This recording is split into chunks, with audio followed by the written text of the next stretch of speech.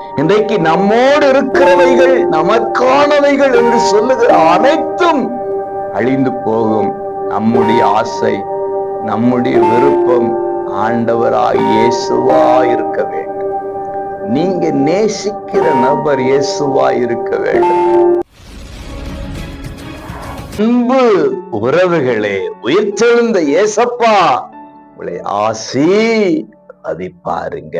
சங்கீதம் 73:25 பூலோகத்தில் உம்மை தவிர எனக்கு வேறே விருப்பம் இல்லை. அன்புக்குரியவர்களே, ஆசையில்லாத மனுஷன் யாருங்க?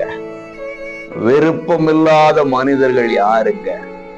ரெண்டிங்காவதை நம்ம பெற்றுக்கொள்ளணும்னு நினைக்கிறோம்ல.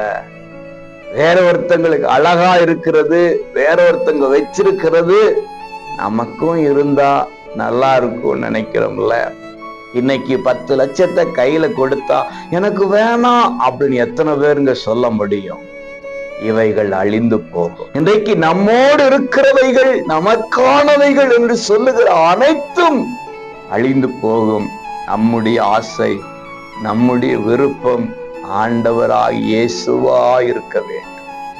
நீங்க நேசிக்கிற நபர் இயேசுவா இருக்க வேண்டும். உங்க க்ளோஸ் ரிலேஷன் இயேசுவா இருக்க வேண்டும்.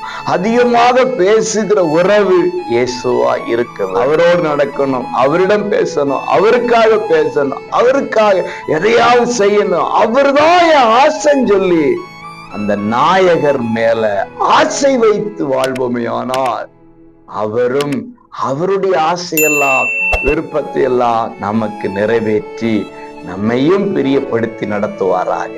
God bless you.